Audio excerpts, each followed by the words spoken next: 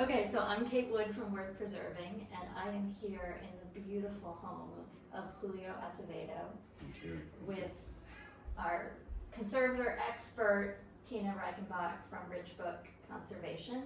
And Julio, I'm going to ask you to first of all talk a little bit about your house, because then we're going to dive into some of the stuff that we have on the table right here, which is all part of your project right now to address the exterior of the home and do a paint job, which is something that maybe is not something that people really know that much about. But Sure. we'll get into that, but let's talk about your house first. Sure. So from the little bit that I know, I think I'm learning from you guys so much, but it's built in 1875 by an opera singer in the style of what's called a carpenter's Gothic or Gothic revival. And so there's steep pitched roofs and hood style moldings or hood trim moldings on the windows, asymmetrical roof lines, laid stone foundation, just really cool, a lot of character, tall ceilings. It's a Victorian, so yeah. Yeah, and you have lived here for a few months. Yep. Yeah, Mhm. and so why was painting the exterior a priority for you? So we took a home rental loan Mhm. to purchase the house, and peeling paint was an item that was necessary for us to address in order to satisfy the criteria for the loan. And so that was basically the intensity around that, or the need to make it happen and happen quickly. Right, right. And so in the past, I'm sure it's been painted with all different kinds of paint over the generations that have lived here. But what was the state of the paint? It was peeling. So that tells us it was some kind of latex paint that was on here before. So from my experience, and I would always defer to Tina, she knows so much about the technical aspect. I've been painting for about 30 years, so I do know the products sort of well, at least the more commercial stuff. But yes, the more modern paints form skins. They're not as penetrating as oil paints. And so I would say that it was peeling in parts or in areas. And an interesting thing that I found in the basement was a bottle of linseed oil. So that when Tina referred me to and recommended linseed oil products, I was like, okay, there was a connection. And I was already painting at the time when I found that. But yeah, it formed skins, and when we were peeling it back, I noticed something that the manufacturer had shared on their site, information-wise, as far as to what skins do, or paints that form a skin over and don't penetrate into the substrate do. And that is that they trap in moisture, they trap in mold. And so, this is a whole process of discovery, right? Working on this old house. And so when we were peeling back these layers, we noticed mold. And we noticed moisture in the wood, which is not healthy for the wood. So that was the condition that we found in certain areas. Certain areas did not have peeling paint, they had faded paint, which from my now understanding and experience may have been linseed oil, where the pigment comes out, but the oil remains, or something like that. Reverse. What can you tell us about the history and technology of linseed oil paint? It has a long, broad history of use in architectural settings. Not only, the easel paintings that we're familiar with of the old masters who were using linseed oil paint, but throughout history, timber on the exterior and the interior as well would get painted with this combination of what is linseed oil, which is based on a flax product, and that forms the binder, what's known as the binder, which actually creates the film. And that gets mixed with the pigment, which is the solid crystalline part of the paint, which makes it opaque and gives it color. And then the third thing is usually a vehicle, which is the solvent, the diluent, the part that evaporates off. Modern paints latex, for example, the binder in that case is acrylic. And then the diluent is water, which is why it's called water-based, even though it's not water-based. Interesting. It's waterborne. And then, the pigments, the solids. What's known as oil-based paint in our modern commercial culture is actually a synthetic resin known as an alkyd. So that's the binder, is this synthetic resin. The diluent for that is mineral spirits, and then the pigment. So it's all the same kind of three components, but what makes it different is the binder and that diluent.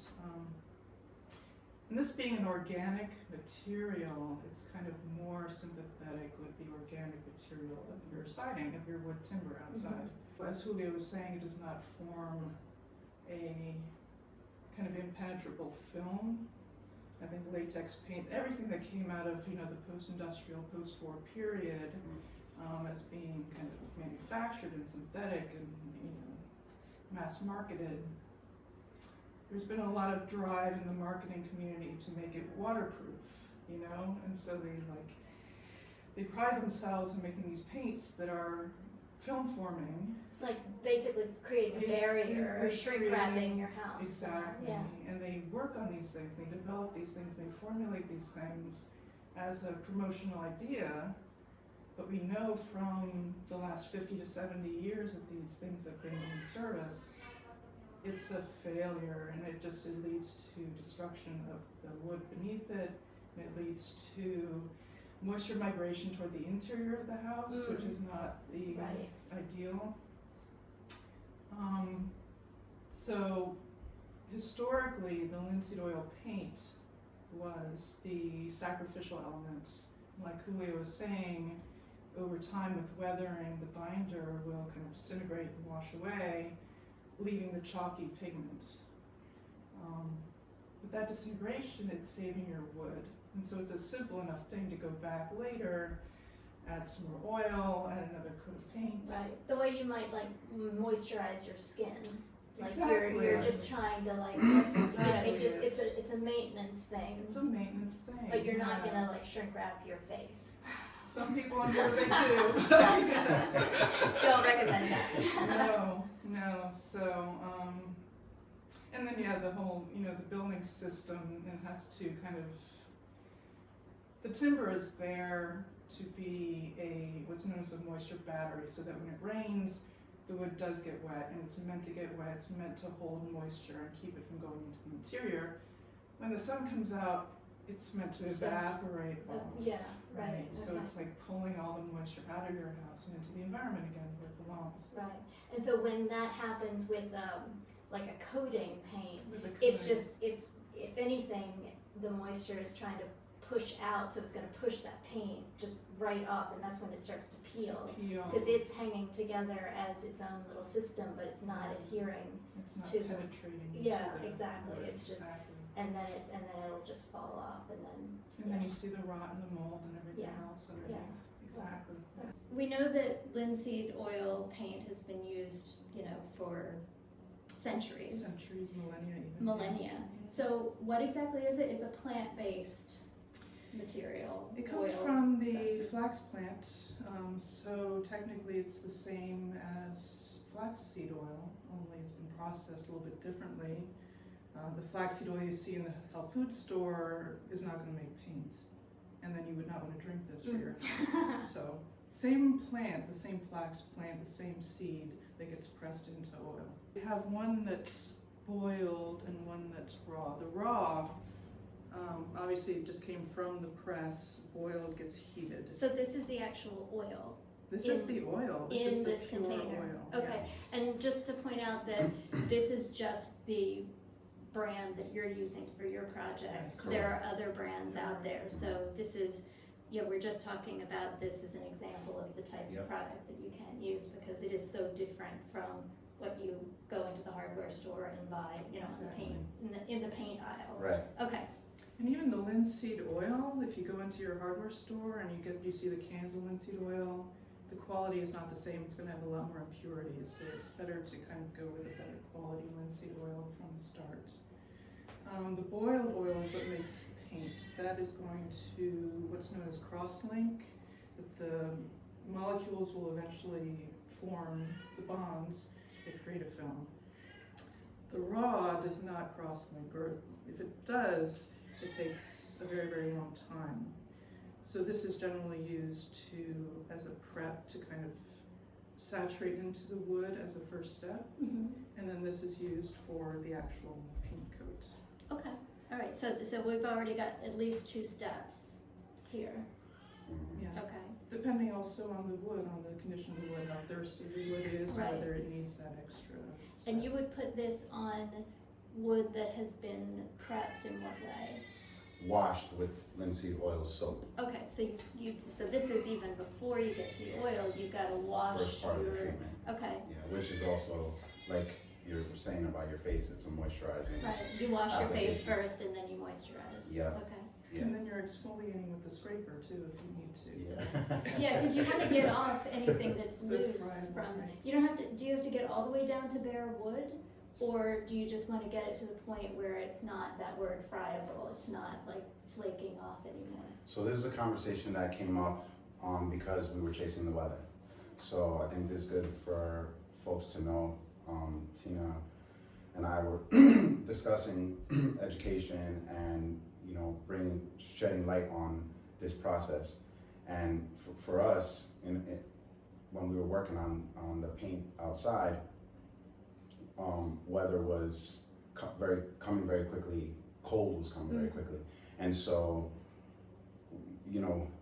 there was this feeling of like, I want to get it perfect, and so I have these friables or flaking aspects, conditions that I want to get off, and I would like to have a completely smooth surface with no transitions of old paint where you have this crackled looking effect. And so I was telling Tina, like, hey, I don't know how much time we have. And then in speaking with the manufacturer as well, right, it was the same conversation, like, how much time do we have and how far along do I go with the process of removal? And so they both said the same thing. You can half-ass it for now, and you're still gonna receive and get the benefit of the treatment and the application. And it's noticeable in the end result. So for me, it was getting the things off that were loose and that I was able to get off in the time that I had. And then the application created that moisturizing, penetrating, conditioning effect to the wood, and then basically it's something that we can come back and work on later. So for this season, we're provided with the protection and the beautiful look, and then because of the way that it's applied, one technique is you can heat the different steps with a heating tool, and so that helps with the penetration, helps with the drying. That's something that you can come back and work on another time. Right. So you can continue to peel off these layers that were there before, but what you've already done is not going to be compromised. That's the way that I understood it. Okay, yeah, so you can kind of continue to blend it and work it after you've done a first pass. It's not like you're just, either you get it all done in one fell swoop or, don't even bother. It's like you can do it in pieces over time, and then if there are areas that you want to kind of smooth out and perfect, you have that opportunity. Yeah, and the way that I understand it simply is that whatever you've done, when you go to continue your removal, so let's say there's, you've removed a section on a window, on a sash, on the outside, or on trim outside, like you've removed a section of paint, but now you have a transition, there's a penetrating quality to what you applied in the form of linseed oil. When you go, and I think I'm correct, so then when you go again to try to treat it later, you're not going to remove that when you use a heat tool. You're basically going to heat that, it's going to penetrate more, and then whatever's still there loose or whatever is crackled that wants to come off is going to pop off. I see, so it doesn't trap the previous layers underneath like a latex paint might. No. It's gonna penetrate right through that and let it continue to the stuff that is gonna fall off eventually anyway, it just will let it Yeah. keep kind of, what do they call that? I can't think of the word. It's not exfoliating, but it's like sloughing off. It's like Sloughing. sloughing off. Okay. Yes, okay. All right, so we've got the soap, the washing stage, we've got the raw kind of moisturizing, penetrating, Mhm. and then we've got the boiled linseed oil, which is part of the actual paint application process. What are the other steps?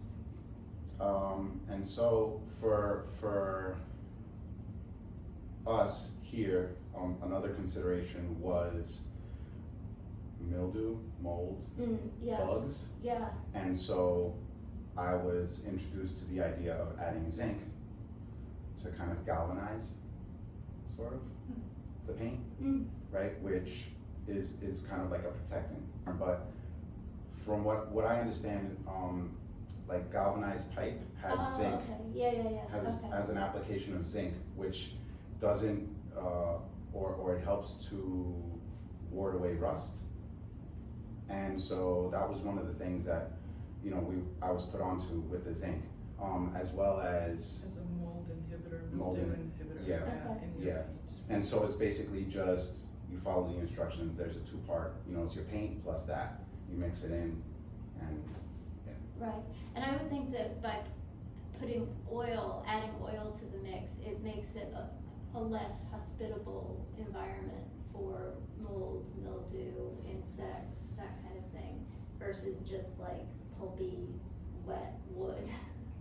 Definitely versus pulpy wet wood, Okay. yeah, for sure. But it is a natural product, so I'm not sure that I would make a blanket statement that, you know, it's, you know, Yeah, mold resistant. they're all things found in nature, so. But yeah, that's why we wanna encourage the addition of the zinc, because it is a mold inhibitor. Yeah, okay. I did wanna mention, because you asked about steps, there's also the heating process throughout every stage, or with every stage. So after the wash, as you apply the raw to penetrate, which also softens the wood and kind of helps to push some of the stuff that needs to come off the friables, you heat that, and then as you're peeling it and scraping it, you're heating it, and then as you're painting it, you can also heat it, and the heat just helps it all to flow and penetrate. And an interesting experience for me is I've never heated paint as I was applying it. It flows smoothly. It doesn't gum up. It doesn't, because it's oil, you know, so it flows. Right. And you were Right. working in the winter, or not wintertime, but it was In getting the fall, colder yeah. outside. Right. Yeah. So can you continue to, as long as it's not raining, like can you apply this paint in colder weather? In theory, they say that you can. Yeah, I haven't tried it. Okay, but it's not like that strict, like if it's below 50 degrees, water, like, yeah, because basically it'll freeze. I think the manufacturer has their tolerances, and they probably try to protect themselves in some way. Yeah, sure. And so we were directed not to, so just if people are DIYing stuff, again, I'm going from my experience. But you also have this direct line of communication open with the manufacturer, so you were asking questions, you have Tina as a resource. The manufacturer in this case, was amazing. Yeah. It was a complete education on the product, and they really took their time and cared. Yeah. They were really sympathetic to the situation. I sent photos of the existing conditions, and they were there every step of the way. Every time that I called, there was no time limit on the conversation. Yeah, no, that's Super great, because informative. this is it's a technique that's all but lost, really. I mean, because you know, it's, and I think the important point is to say that, you know, this can be a DIY project. I mean, you obviously are, you know, you've been painting for a long time, but this is self-taught that you were able to do this, you know, with some really expert resources. but, are there professionals who continue to do this application? Like if you didn't wanna do it yourself, could you hire somebody It's to do gaining this? traction. I think it's still kind of uncharted territory with commercial painters, who are used to just, tray and roller like we Tray and talking roller. about, Yeah. But there is interest, the word is out on the street, so I think that there is traction and people will be getting trained more and more. Yeah, I mean, and besides just like the kind of, instinctive benefit of giving your building a spa treatment. Spa treatment. Some of the other benefits of linseed oil is the longevity. Longevity, of it. Yeah, sure, I mean, yeah. this is not like a 5-year, paint job. This is something that could last 20 decades. Yeah. years, yeah, so that's why it's worth the upfront labor in doing all of these steps, because that paint job is gonna last a good long time. And when it does need to be refreshed or reapplied, it'll be a lot simpler because you have that base, the base to apply more onto, or to refresh it, or change Right. the color, or whatever. Yeah. And you could also do spot treatments, I imagine. Oh, sure. Like if there's part, like the southern exposure may, deteriorate faster than the other exposures, or if it's particular, like it doesn't get a lot of sun or something like that. Like there'd be different conditions around the house, so you might be able to, kind of help that direct. Or if they're really high. Yeah, exactly. Maybe you don't wanna do that quite as often. Most people know how to paint a wall with, traditional latex paint, or conventional latex paint, I should say. How do you apply linseed oil paint? See, we've got some brushes over here, we've got some different tools. What's the recommended, method of actually applying the paint? It's not actually that much different. I think Okay. the difference is in the prep and in the various steps, but it really ought to be brush applied. You can't use a roller, or you just shouldn't? Yeah, it's not really conducive, Yeah. and we had even talked about spray, and I wouldn't even, go there, but, and I guess for interior and exterior, things are a little bit different.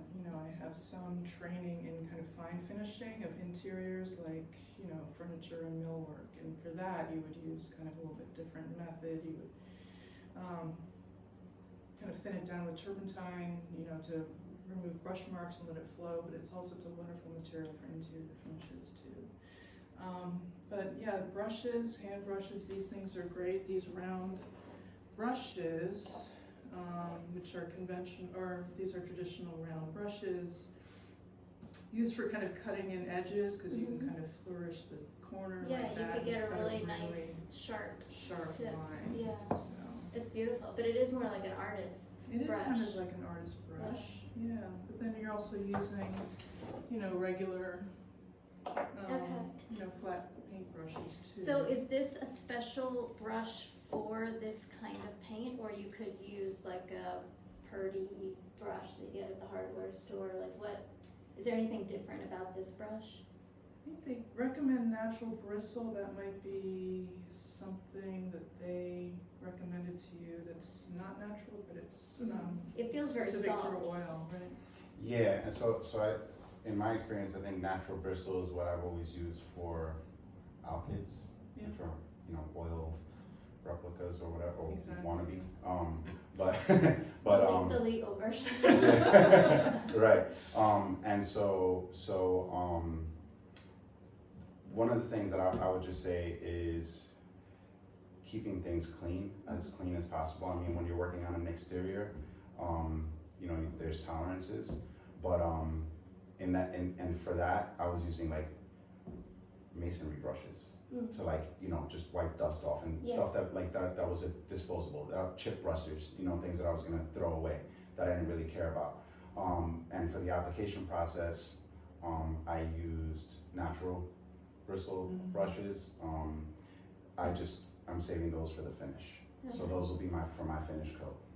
And just thinking about cleanup, so what is the cleanup from this? How do you clean your brushes? Linseed oil soap. So just with the soap? And can you, do you do that outside with a hose? Is it something you could bring into your kitchen sink, or what's the recommendation on that? I think what's great about this is that there's very little that goes down the sink, Okay. honestly. If you have a brush that you've been using for the day and you're ready to clean it, it usually gets cleared out on something, either some cardboard or another piece of wood, so you get all of that extra paint off. And then the way that I was taught to clean brushes, you would give it a little rinse in whatever the solvent was. So in this case, it would be a turpentine or turpenoid or something to get a little bit more of the paint out, and that's going to be contained within your bucket or your jar or whatever you have your turpentine in, and eventually all those solids settle to the bottom. They don't go down the sink. You know, you can decant your turpentine and just toss that dried sediment away. And the dried sediment is natural? It's yeah. biodegradable, or it's just? It's inert. Yeah, It's inert, okay. paint. Yeah. And then you would hit it with the linseed oil soap, which is just, it's a saponified linseed oil, so it's the concept of, like cleaning, Mm-hmm. right? Mm-hmm. So, give it a good rinse with that, and then you can take it to the sink and clean it with water, and you're gonna get very little extra paint out, right? Okay. And this is great for just your hands. For your hands, Or- your floors, Yeah, it's like anything. Murphy's oil, I guess, And so you've got some paint chips here. This is the colors, the range of colors provided by this particular Mhm. company. And you were able to find the colors that you liked that matched what was already here, that you thought were the historic colors of the house. Yeah, so I basically went with a hunter green that they Okay. had, which was very close to the green that we already had here. And then there's more of like a true white, you'd want to call it, or like a really white, like a super white now. And so we went with an antique white, which was closer, but looks a little bit more classy, Mhm. romantic. Yeah, It's kind of nice. softer color. Softer, yeah. Yeah. Address your question, I was drawn to this house as a part of a healing process, and it's an evolution of that. I think just kind of coming to a high point. Being a craftsman, history has always been something that interested me. I just never had a physical connection to something that really drew me in, and kind of where I was able to express that. So world history has always been a big thing for me, the root of things, getting to the source. And I feel like I was always in environments where there were more modern builds, and maybe when they were older, I didn't appreciate them as much because the money that was involved in restoring them brought this luster out to where I had this feeling that everything had to look like a car paint finish,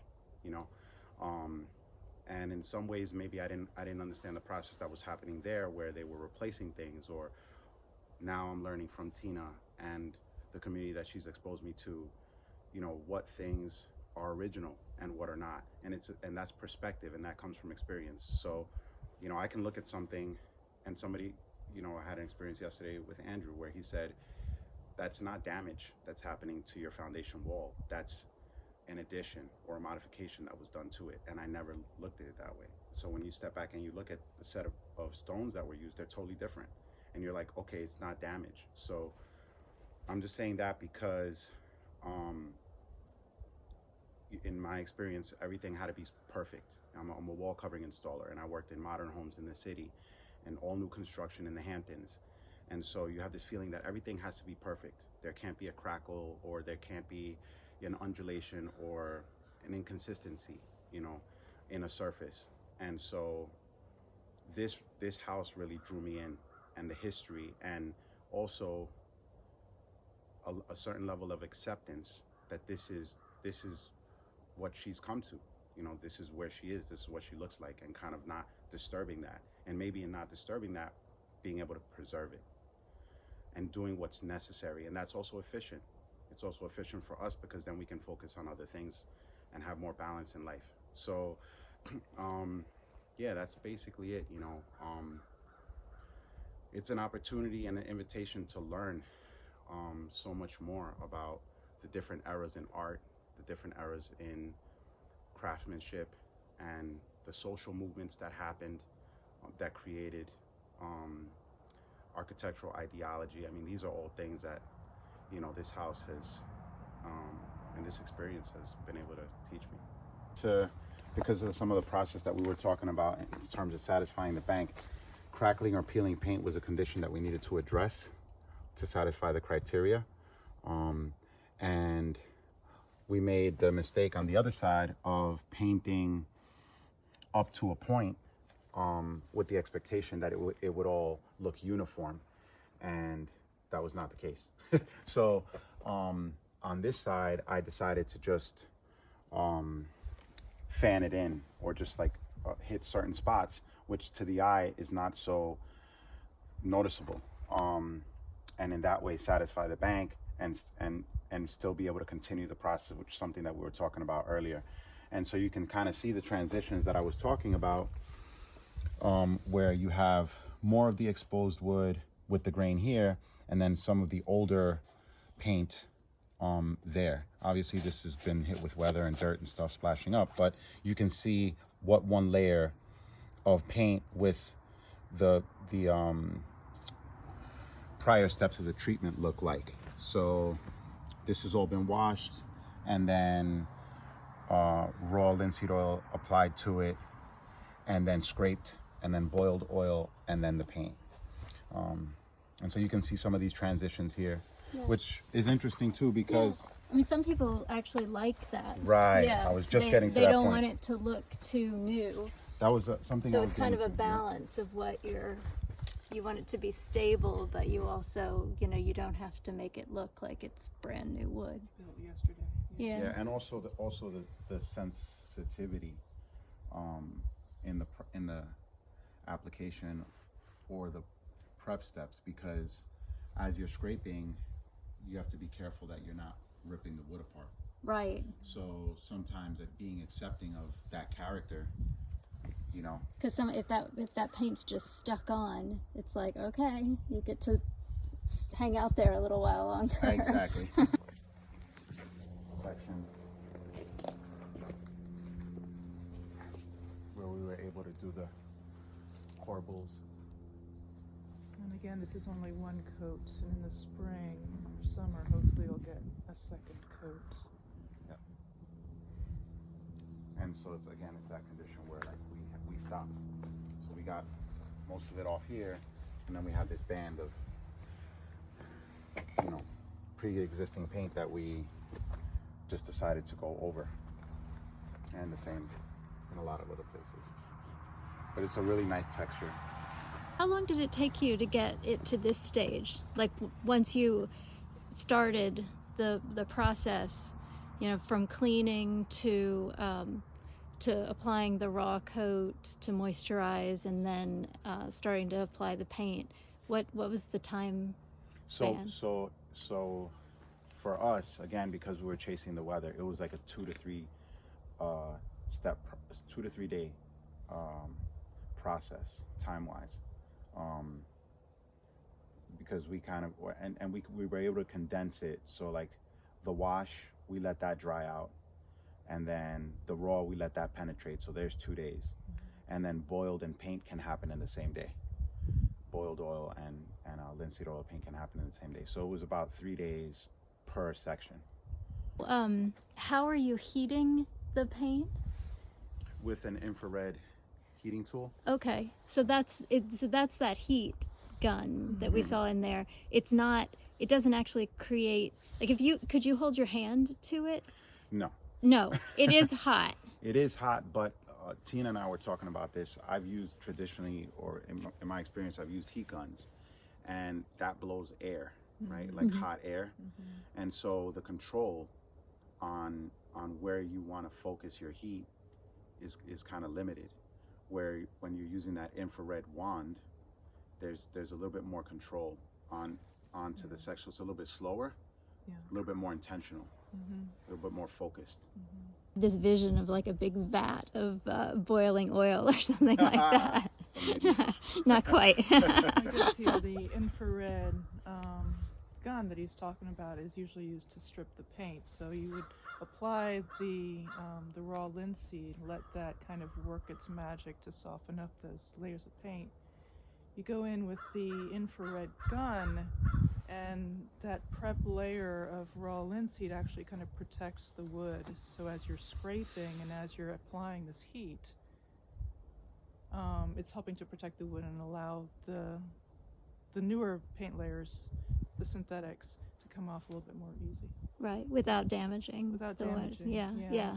You know, like people talk about house fires being started by, heating, trying to melt paint off of exteriors. Do you have to worry about that with an I'm sure in infrared? the wrong hands, you could probably Yeah, make a so mess. it's I mean, it takes caution, it takes control like anything else. I Right, would say, okay. for sure. So I think maybe we got a little overly ambitious with what we were capable of doing. And so we started with a wash we decided to do basically to the top of the windows. That's kind of like a reference point. And so we washed all of the window trim and the board and batten below it and the bands around it. We applied raw, let that sit, and then you can kind of see where the condition here is a little bit different from the first shots you took of the other side of the house. It's a little bit more even and a little bit tighter. The surface is a little bit tighter because we scraped and heated and peeled a lot of the material going kind of almost up to where the window is. So this was, if you had all the time in the world and weren't chasing the weather, you might have continued this method Yes. on the other side as well. And so, yeah, you see it's got a different texture. It doesn't have that kind of alligator crackling Yep. underneath. Yeah. So this is closer to what ultimately you would want the finish to Sure. be like. The tip of the finial on one of them, or here, the top of the finial like popped off. So those are the considerations that you got to make. It's like, how far am I going to go with this? And also just being careful, sensitive and delicate to it. Right, because it is, 150 years old. Yep. It's amazing how much is still intact with this house, though. Just that it never got aluminum sided or, had any of this detail stripped off of it. It's really amazing. Yeah, so I mean, now that you've figured out the science of putting linseed oil paint on your house, what are the next steps? How is this all going to play out? Pump jacks and a crew. I think that'll be next. I'll be there, I'll help. So yeah, that'd be awesome. Yeah. So I mean, we have some height, we have some really nice, beautiful high points that we need to get to. So that's definitely something to consider. And I think the point of attack or the strategy would be by section, so that we don't have something that just looks disorganized and crazy. So per side, I would say. Mm-hmm. Start on one side and do as much of the removal process and the prep process as possible to get it to a place where we feel comfortable that it's gonna last and it's gonna perform in a way that's gonna preserve the wood, because that was one of the things, right? Was like, it was an investment in longevity. Yeah. That's so when I think one of the things that questions we were throwing around is why linseed oil paint, why a more preservative type of application and material, and that got me right away, like an investment in longevity. So okay, I won't have to do this again, like so soon. That was like a big deal for me. And then once I applied it, I was like, I could tell, just from touching it, even just the wash, just washing it already brought it out.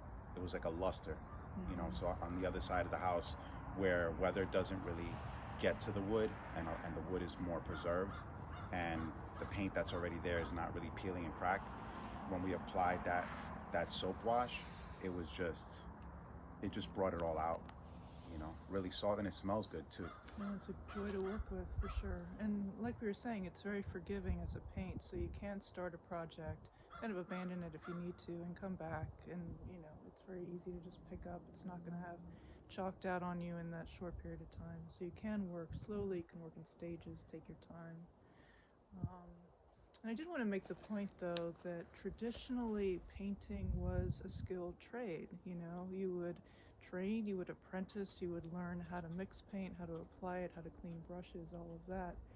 And now it's, you know, it's a homeowner kind of thing. You'd open up a can of paint and start painting. So I think this also kind of brings back the craft tradition, because you are forced to slow down and be very deliberate and, you know, take the steps and clean your brushes, and, you know, so it gets you back to the genesis of the original construction. You know, you can think of the guys who were here painting it originally and the steps that they took to do it. So it's a connection back to that past, to tradition and craftsmanship.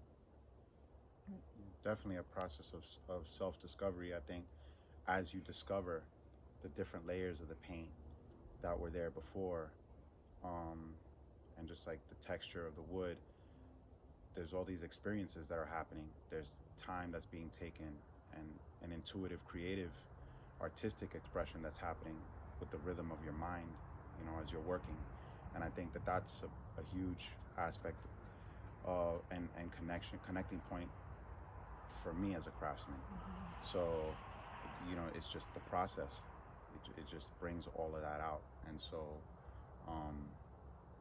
you know, taking your time to do it and building relationships and having new information, new resources, community, that's also amazing. It's a way to all learn from each other. So, you know, and that interconnectivity with nature as well, with the product, and not being, or being less harmful. Mm-hmm. You know, that's, you know, I was reading something in a book called Think Like an Architect, and he says nature is the original designer or the original architect, where all the inspiration is drawn from. You know, so I feel like with the tradition of craft, you know, as a vocation, being an apprentice, that was how I learned. You know, we made a line to clean brushes, and you didn't get a finished brush first. You got a prep brush, you know, that you were doing primer with. And before you even got a brush, you were sanding and you were cleaning, you know, and that sort of thing. So the time that it takes definitely builds character, you know, and it's and experience that then can become beneficial for others. So that connectivity to craft is super important, I think. Mm-hmm.